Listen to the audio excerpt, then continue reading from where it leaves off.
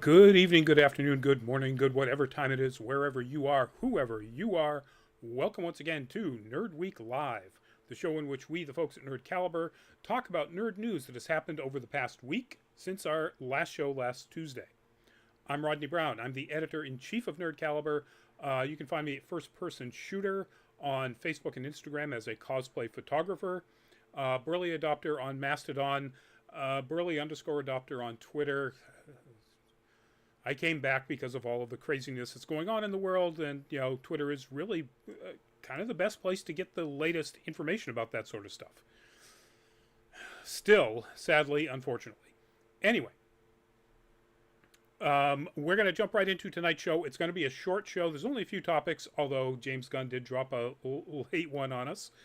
But also, I'm summer head cold or bad allergies or whatever, not having the best head day right now. So I'm going to blast through these fairly quickly. That said, still, if you have any opinion on any of the stuff that I'm talking about, feel free to post it in the YouTube chat. If you have any opinion on my opinions on any of the stuff that we're talking about, please do post it in the YouTube chat. We'd love to have that interactivity and chat with you people live while it's happening. That said, let's jump right into that first one, and that is the one that James Gunn dropped on us late this afternoon. He announced that he has cast, or they have cast, I should say, Gunn and Peter Safran, have cast the leads in the upcoming Superman Legacy movie. Clark Kent and Lois Lane. Clark will be played by David Corenswet, and Lois will be played by Rachel Brosnahan. So apparently this is after a ton of speculation over the last couple of weeks, last couple of months actually, during the audition process. Both of these two were in the big speculation list of the final contenders. And apparently they, after their in-costume or auditions, which came after their paired-up auditions, where they tried to see how the chemistry worked between different actors playing the different roles. This was what Gunn and Safran chose. So Corenswet, obviously there on the left in your image, he's got the face. I mean, he's got the chin. He's got the look of a younger Clark Kent. That works really well. Brosnahan certainly has a presence that could easily be Lois Lane. Brosnahan is probably the better known of the two, having just come off of the latest season. I can't remember when it ended, of the final season, it turns out, of The Marvelous Mrs. Maisel, playing the lead role. Corenswet has been in a bunch of things, but never in a lead character role. He was in Pearl. He was in the series We Own This City. This is apparently his first leading role in anything. I've not seen anything that any of these people have been in. That's probably not true. I'm pretty sure I've seen something that Brosnahan has been in. I'd have to look up her IMDb to know. But I'm positive of the things they list here, the Pearl, The Politician, and We Own the City, for Corenswet, I've never seen any of those, and I don't know that I've seen him in anything. So if James Gunn thinks that they are right for the role, James Gunn has done very little wrong with his casting ever.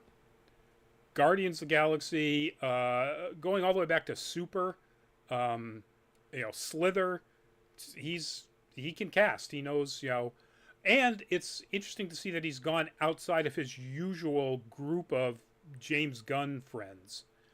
The James Gunn super friends, so far anyway, there's no Nathan Fillion, there's no Michael Rooker, the people that he works with a lot. I would love to see them in various roles. Can you imagine Michael Rooker as a really different type of Perry White? That would be interesting. Anyway, we know that Gunn is directing it. We know that he has finished the script. He said that before. And I believe they've mentioned when this comes out. I should have looked that up, but I don't know. It's certainly not before 2025. Let's see if I can get this link real quickly here for a date in... Nope, doesn't look like they actually have the date here in this other article. Yeah, so anyway, Cornsweet. It's going to take me a while to get used to his name.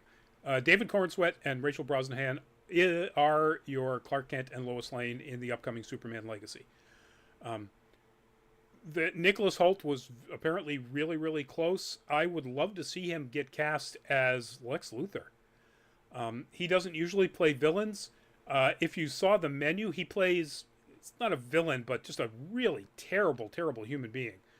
And it would be interesting to see him take on more challenging roles than just his sort of, set upon good guy that is really his, his go-to. But anyway, moving on to our next topic. This is one of the original teaser images for when they launched the series Star Trek Prodigy. And the news here is that Paramount Plus has dropped a lot of series,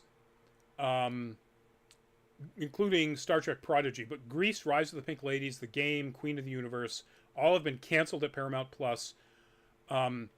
Star Trek Prodigy had its first season. It ran 2 10-episode cores if you're an anime, or tranches if you're not. Starting October 2021 for the first one, and October 2022 for the second one. It is essentially done. The animation studios and the producers, Nickelodeon Animation Studio and CBS Studios, are essentially done with the second season. And so according to this article on Deadline, they're going to be shopping it around to a new place to stream. And good for them. Just because Paramount Plus has decided to cancel it doesn't mean it shouldn't live somewhere. Be a little weird, but if they've canceled it, so nobody has, or at least not that I've seen anybody specifically say this, but the reason why a lot of these more struggling streamer platforms are canceling and then pulling shows, my guess is so that they can get the revenue of licensing them to other things that are more successful. Netflix, Hulu with Disney money, but Hulu, and so on. So you'll probably be able to see the first season of Prodigy somewhere when the second season lands somewhere. The second season lands on, let's say, Hulu, then Paramount's probably going to go right to Hulu and therefore Disney and say, hey, you guys want to license season 1? Have a nice little package there. So that's probably what's going on here. I watched the first tranche of the first season. It was enjoyable. It wasn't great. Didn't get me. The biggest hook was that this ship that these kids at the very, very edge of known space find and steal, essentially, is a really super high-end prototype starship that has, like the holographic Doctor in Star Trek Voyager, it has a holographic captain in the form of Catherine Janeway. So we actually had Kate Mulgrew playing Captain Janeway again.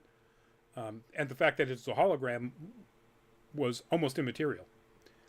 So it was fun. It wasn't great, and it didn't get me enough to want to see the second tranche. So I haven't seen the way the first season ended. But I know that there are fans out there, and I do hope that it does wind up finding a home somewhere. All right, next topic is... so this is the comic book version of the Spider-Man antagonist El Muerto. And the news here is that the live-action Sony version that was supposed to star Bad Bunny has been... let's see the way they put it here. It has removed the movie from its release date schedule. So originally, and in fact, I had even in the teaser right up until a few hours ago that it was canceled. And apparently that's not the case. What Sony has clarified is that the movie is off the release date, but it is still continuing in pre-production. The problem is that the workers' strike and Bad Bunny's very busy touring schedule means that there's essentially no way for it to go forward once it hits pre-production to meet a particularly set scheduled date at this point. Now, when something comes off the schedule, it almost always means it's dead. So, is that the case here? I don't know. It depends on how badly Sony wants to make a movie about a third tier, fourth tier Spider-Man villain. Like, I'm reading Spider-Man comics from when I was, probably 8 years old, until I kind of took a break in the 80s and picked up again in the 90s and took a break. And so I've been reading Spider-Man comics for a long time. I had no idea who El Muerto was. Never heard of him. This isn't, Morbius. Morbius has gone on to do a number of other things in the comics beside just being a Spider-Man antagonist. I live for the representation. Yes, please. More Latin representation in everything. Go see, if you've got Netflix, watch Flaming Hot. The biopic about the guy that invented the flavoring for Flaming Hot Cheetos. It's a wonderful Latin representation film. It's a good film. Eva Longoria's first directing effort, and she does a really good job. It's a lot of fun. But yeah, more Latin representation, please. It's just bound to happen. It's such an amazingly large demographic. It would be stupid not to. Whether or not that Latin representation should be in the form of El Muerto, I mean, I get it. Sony, you want to milk every single dollar you can out of the Spider-Man franchise because you've got the rights to it. Until Disney comes along and gives you so much money that there's absolutely nothing you can do to say no. I get it. I still don't understand why you would want to make that movie. Particularly after what happened, with Morbius. And we've yet to see what will happen with Kraven the Hunter. So, we'll see. As of right now, it is simply off the schedule. So, our next topic is not that one that I just clicked on. This is a screenshot from the teaser trailer for an upcoming Netflix animated adult comedy called Captain Fall. It is debuting July 28th. It is the story of let's quote this from Deadline, a quote, wet behind the ears yet good-hearted sea captain, a young sea captain, I'll add that, the guy in the blonde hair in the image, who unwittingly finds himself at the helm of a smuggling ship for a terrible international cartel who's using him as a fall guy in case the authorities ever catch up to them. This is created by John Ivar Helgaker and Jonas Torgerson, who created the Norwegian live-action comedy Norseman. Apparently very popular among certain people.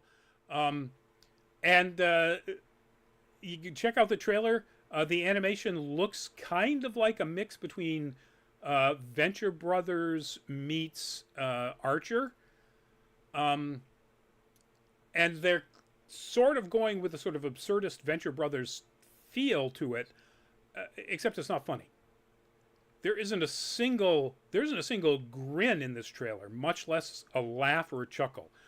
Everybody, aside from Fall, who is just a moron, is terrible. When they say, a terrible cartel, it's not just the cartel. Everybody around Fall is a horrible person. His parents are just awful. Aside from Fall, perhaps there's nobody in this show to even mildly like or enjoy seeing on the screen based on this trailer. Let me go back to this image here. When they showed a clip that features the guy with the lei and the camo and the gun belt, It was a clip about a child soldier about to kill Captain Fall. Yeah, child soldiers. That's funny stuff. It's awful. It's terrible. Please, somebody watch this and tell me that I'm wrong when it drops on July 28th. Guys, I'm not gonna waste my time watching this. It looks awful. Check out the trailer for yourself. Maybe you love this sort of stuff. Blah. But Netflix July 28th if you do. Okay. Moving on to the first of two sort of pretty controversial topics. This is a collage made up of various sequences from the opening title credit intro to the MCU series currently running on Disney Plus, Secret Invasion. The story of Secret Invasion, this is no spoiler. Everybody knows this if you've seen a trailer, if you've ever read any of the comics.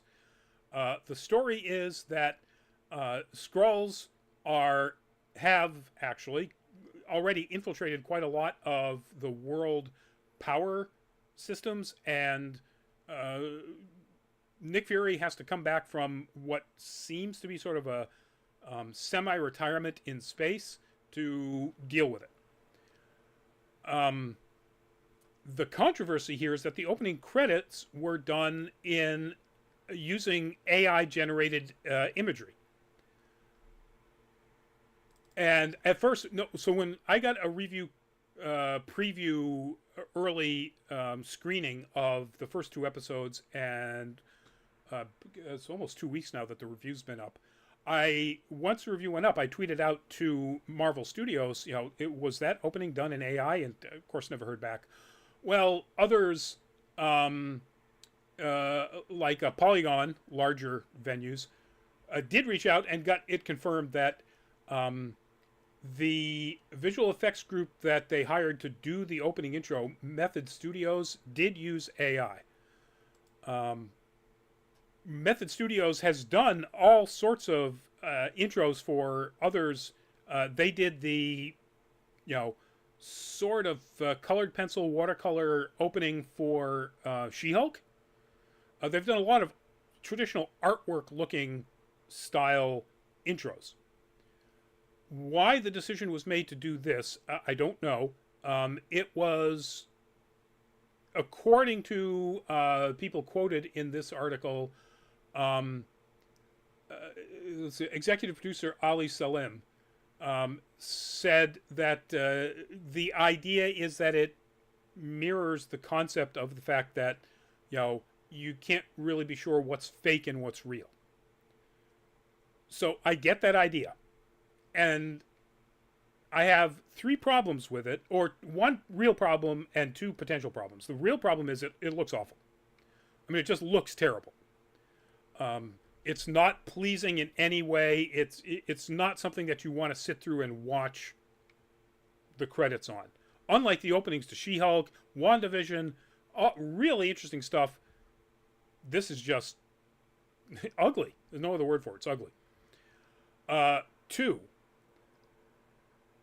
it is described as looking like it was made on previous generation AI image generation systems by people who apparently know this stuff way better than I do. Let's see. What's the name of some of these? Okay. Pre-2022 versions, such as something called Deep Dream, or a very early version of Mid Journey, or something called VQ GAN Clip. These, observers, these artists, these people who are used to watching this have said it doesn't look like modern stuff. So if that's the case, I don't know what artwork data sets those earlier versions were trained on. I don't believe they were trained on the same data sets that modern Midjourney and others were trained on. Data sets that were made up of images almost entirely, scraped from the internet without any artist's permission whatsoever. Again, if it's on the internet, technically it's publicly available. It doesn't mean you shouldn't ask the artist whether or not you want to use their work to make something that's going to make you money. I don't think they were trained on that. I believe that the earlier iterations of the data sets were mostly like Creative Commons stuff from Wikipedia and other places, or Wikimedia. But I don't know that for sure. If these were trained on Creative Commons based data sets of images that didn't essentially use, I was going to say steal, but it's not, use without express permission artwork created by artists, then I don't really have a problem with those tools being used. If they were trained on data sets like the more modern ones were, then I do have a problem. That's, yeah, any image generation software that was trained on how to make these images by using, without permission, artists' work is wrong. The second thing that I have a potential problem with, and this is only okay if this stuff was trained on earlier data sets that were all Creative Commons, is who Method Studios and how much Method Studios paid to make this. So if Method Studios paid an artist or a programmer or anybody would paid the same amount of money that they would have paid an artist to make this opening, I don't really have a problem with that. They paid a creative talent to make this opening the same that they would have paid a creative talent to make like the artwork for She-Hulk, if that's what they did. If they paid an intern back in 2022 or 2021 to put this together because, hey, this is like a neat idea, and why don't you try some of this AI stuff and we'll see how it works. And go, yeah, that works, let's run it. And didn't pay the same amount they would have paid an artist to do these images, then that's terrible. It's just another example of how a corporation, in this case Method Studios, would be trying to take money away from, and therefore increase their level of profits, take money away from the creative people who they've been relying on since they were founded. I don't think that's the case here. This is a studio, Method Studios, that is known for creating these visual effects, artwork-based openings, at least for Marvel, at least for the MCU.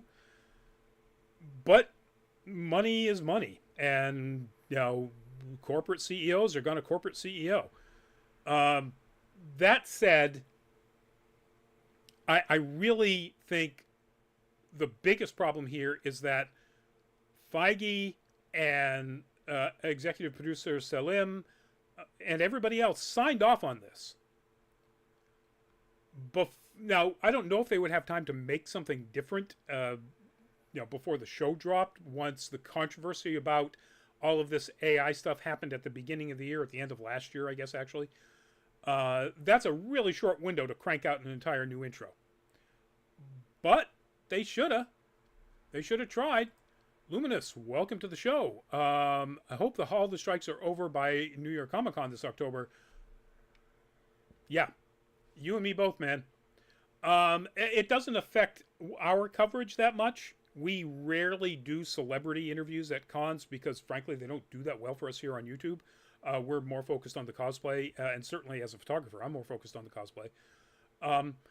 But I've done my share of, oh my God, I've got to interview these people. When the cast of The Expanse was there, I interviewed 4 of them. I've interviewed the cast of Justice League Dark, the animated movie, when that came out. So I've done my,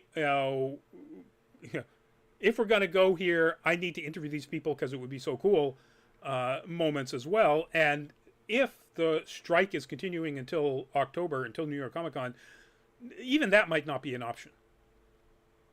However, I can't imagine it will be. The studios are starting to have a real problem. And that, Luminous, leads me right into our last topic. Thank you for that wonderful segue. So that's pretty much all I have to say about the Secret Invasion thing. If you want to know my take on the series, go read the review, which is essentially meh.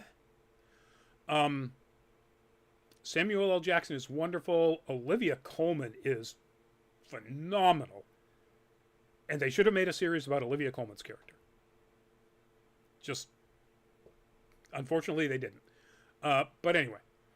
All right, moving on to our last topic. And it is, in fact, about San Diego Comic-Con, or as they like to call it, Comic-Con International. Actually, this is from San Diego. Okay. Now that I think about it, all of their logos have San Diego Comic-Con, and it doesn't have the hyphen in between comic and con. That's what they trademarked. That's what they've sued people over. All right. That has nothing to do with this story. So the story is that a lot of Variety, Deadline, AV Club, a lot of the more Hollywood-focused websites and magazines have all done basically this article, and this is the AV Club one. Comic-Con might be screwed all over again. And it's about those studios that have decided that they are not going to be appearing at Comic-Con, and those that have not yet made the announcement. Definitely not there will be Marvel, Disney, Netflix, Universal, and Sony. Still yet to be announced as to whether they're going to go or not is Paramount, at least as of the last I checked, and Warner Brothers. Now, we have actually seen that Warner Brothers, at least the DC end of it, does have something to announce. They just put out the big announcement about the casting of Clark Kent and Lois Lane for Superman Legacy. They could be the only large studio in Hall H and get all of the accolades by, trotting out Corn Sweat and Brosnahan and Gunn and Safran, and maybe even making an announcement there about who they cast as Lex Luthor. I think that they would be foolish not to, but I understand why all of these companies didn't. The basic stated reason is the writer's strike has made everything just so up in the air that they've got not that much that they feel that they can comfortably announce. Unless it's a new casting, and with Marvel in particular, casting is a real problem right now. You can't have Jonathan Majors doing press as Kang while he's awaiting a trial. What are you going to talk about? You're going to talk about the next season of Loki that's coming up? Kang. You have to talk about Majors, or you talk about something that is completely unrelated if they've got anything far enough along to actually talk about. Marvel clearly can't do it. Netflix doesn't need it. They just had their Tudum event a couple of weeks ago, or last week actually, about a week and a half ago, which we talked about at length in the last show, about all the announcements they made there. They've got their own thing. Universal, I'm not really sure about. Sony doesn't have its own thing really, as far as movies go. Not like its PlayStation Live events. But even Marvel, it has, through Disney, it has D23. It can make all of these announcements at D23. It doesn't need to do them at San Diego Comic-Con. And it doesn't have to pay the expense of getting everybody there and worry about what they can announce and what they can't based on what the writer's strike is doing to their schedule and to pre-production work and everything else. So I can't lay any claim to the credit for this take on it. I think this was from Nerdist, but San Diego Comic-Con, at least for this year, it doesn't care. Well, I'm just going to say, they don't care, but they're not screwed. They sold out of their tickets, as they do every year, long, long ago. They can't add any more people in. They don't take walk-ins. They've sold all the tickets. It's an expensive ticket. People aren't going to drop their tickets and not attend just because Marvel isn't going or Netflix isn't going. Luminous, they should all go to New York Comic Con instead. I agree. And this could be a huge boon to New York Comic Con if the writer's strike is settled early enough that Marvel and Sony and everybody else has their plans cemented again, or cemented enough that they know what they're doing, then New York Comic Con could just be swarmed with all this stuff that normally would have been San Diego Comic-Con, first reveals. But we don't know. Who knows when the strike is going to end. So, San Diego is going to be fine. They've sold all their tickets. Maybe some people are going to decide to try to sell their tickets on a secondary market. That won't affect San Diego Comic-Con. They've already sold their tickets. If this continues, then it might be a problem next year if it's pretty clear early on, or people are wary about the fact that it might be pretty clear early on that many of the major comic book movie making studios won't be there. Or, special effects based, horror, Universal, whatever. They may not get sold out as quickly. They'll still get sold out. They'll be fine. What might be a problem is if all of these studios, like if Sony decides to do something like its PlayStation Live, but specifically for its movies,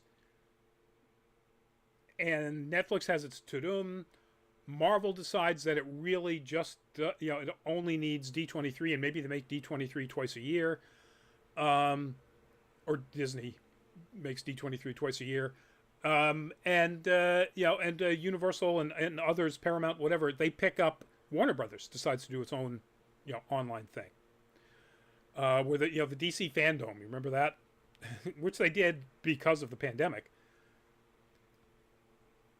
Then that might have an effect, like all of the gaming companies which have gone that route already has had an effect on gaming conventions like PAX and E3, which is toast. It's done. Luminous, yes, realistically, I expect studios will each have their own events. I hate to say it, but I think that's the case. And I think the only reason the studios aren't doing it is because the people that are game studios these days make more money off of their products than, not completely, mostly than most movies. But the big movies that make $1 billion still beat out any game. And the people that are in those want to have their faces out where the people are. So, like the image from way back when they first announced Thor: Love and Thunder. Oh, God, what a disappointment. Here from Hall H at San Diego Comic-Con, Natalie Portman, Chris Hemsworth, Taika Waititi all wanted to be out there where the people could see them because they are actors. Waititi is a director, but he's also an actor. They are driven by the need to have people actually interact with them. That's not the case with game development studios. And game developers, they kind of don't care, and a lot of them really don't want to be out in the public. So I think it's not quite, apples and apples to say that the movie studios could go the same path as the game studios, and that San Diego Comic-Con and others could go the path of E3 and PAX East. PAX East has not closed like E3 has, but it is a diminished version of itself. There's no question. So that begs the question of whether or not there will be a serious knock-on effect. And frankly, if San Diego Comic-Con becomes basically just a Comic-Con again, it'll still sell out. It's still one of the premier places to do cosplay, to meet comic creators, to have your portfolios judged. All of those things that it's always been prior to the studio stepping in when comic book movies started to take over. And so it'll still sell out. It may sell out in a much longer period. It might take a lot longer to do so. Maybe not every day will sell out. Maybe only like the 4 days and the Saturday and Friday. But I don't think that it will be, it's not going to go away. Maybe it will be diminished like PAX East. Maybe it will be just fine. But again, maybe these studios aren't going to go the way the game studios have because actors are vain and they want crowds to cheer for them. That's the way it is. So we'll find out, hopefully, in the next few days, whether or not Warner Brothers actually does take over Hall H and kills it with some announcements, whether Paramount decides to show up and announce something. But again, all of these websites, these articles on AV Club and Deadline and Variety, I get it. You're focused on visual entertainment products. So not having these studios there is, in fact, devastating to you. It's not devastating to San Diego. They don't like it. They'd rather have all of that draw. But they're going to be fine. So, on that note, that's it, folks. It's time for me to wrap this up. Go soak my head in some cold water or something. Luminous, what do we have here? Fewer people at New York Comic Con would not be a bad thing. I agree. I don't ever have that big of a problem. But then again, I have press passes, and we get in different ways, and it's it's a different thing than just being a regular attendee. But that said, I agree that New York is really super crowded. But then again, so is San Diego. They still trade back and forth as to who's the biggest attendance on any given year. But anyway, that said, that's it for our show. We will be at Kineticon coming up in mid-July. So check us out there. And then other stuff. I think we're going to try to do the new Rhode Island Anime Con, one of the new ones by Altered Reality, which back where Rhode Island Comic Con is, down at the Civic Center in Providence. That's also in July, late July. And then we've got Fan Expo Boston. We've got Pop Cult Anime Con in Waltham. We'll be at a bunch of things coming up. We'll see you at one of those.